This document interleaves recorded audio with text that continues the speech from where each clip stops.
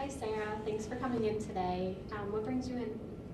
Hi, thank you for having me today. So I'm just been out of sorts lately. I've been really stressed because it's my first year of college away from home. I'm a first gen, so my family can't really provide information for me.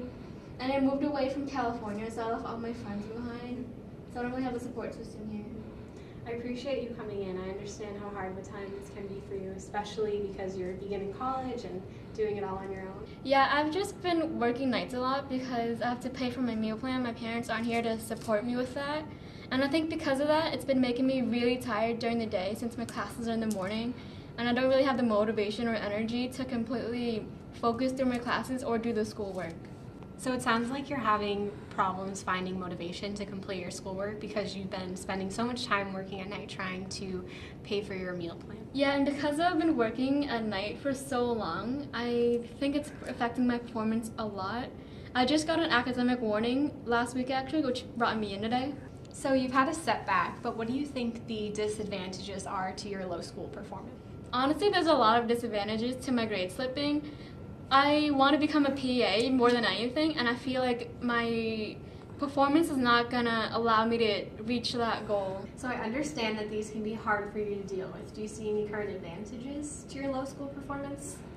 I'm spending a lot of me time and focusing a lot on like self-care and stuff like that, but in the long run, I don't think that's going to get me to being a PA. So it sounds like you have a lot more disadvantages than advantages. So it sounds like you're actually looking for ways to improve your grades and your school performance and your motivation. On a scale of 1 to 10, how likely do you feel like you'd be able to do those changes? I think I'm about like a 6 or a 7. This happened in high school too when I was doing pretty poor, but my friends were there to help me. We did like study groups all the time, stayed up studying, flashcards, all that stuff. So you've had some successes in the past, but right now it sounds like you're struggling a little bit, but I think that your successes in the past could help you now. What are your long-term goals, and why is this important to you? I want to be PA. That's been my dream since I was a kid. I want to help people. I want to better understand them. I want to be a good provider for them. Oh, sorry. It's just around lunchtime, and I haven't eaten anything all day. Oh, well, you didn't have any breakfast? No, I don't really have the time in the morning. So it sounds like eating breakfast isn't a routine part of your day, but it's actually been found that specific low glycemic foods can actually increase a person's willpower because they help keep blood sugar steady. So what are low glycemic foods? I've never heard of that before. So low glycemic foods are actually, they have a low glycemic load, so your body doesn't, when it's metabolizing it, you won't have that sugar high and then crash really low. Instead, it'll be steady over a couple hours. And some examples of foods that you could have maybe for breakfast include oatmeal with steel-cut oats, whole oats, specific smoothies, some protein bars, eggs as well could be an option. Okay, so that's pretty interesting. I didn't know eating those would help me with my willpower. I could probably do that every day before school so I can have some energy to get through the day. I was actually recently reading a research article that looked at nutritious breakfast foods and how they actually increase school performance in the research participants.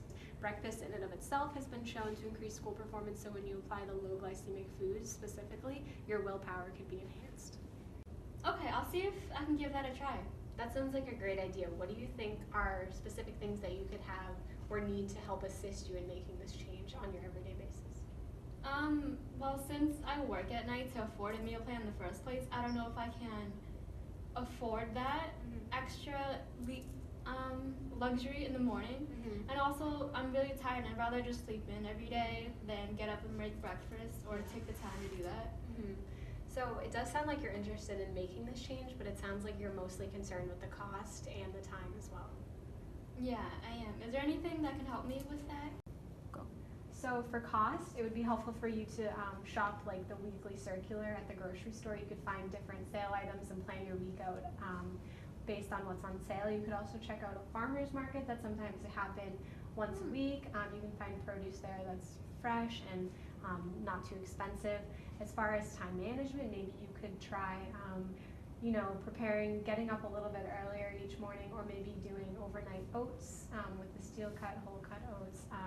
You could also maybe cook your eggs and then review material in your head while you're doing that, so you're studying while preparing your breakfast foods.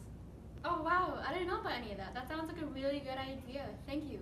Packing the oats at night would help me a lot, especially for time management. And then days where I don't have time, I could probably just pack low glycemic granola bars. So it sounds like you've set some really practical goals for yourself and are making steps towards progress. How about we meet in a couple weeks to check in and see how you've been doing? That sounds really good. Thank you for taking the time to meet with me today. I appreciate it. You're welcome. It was great to meet with you. You too.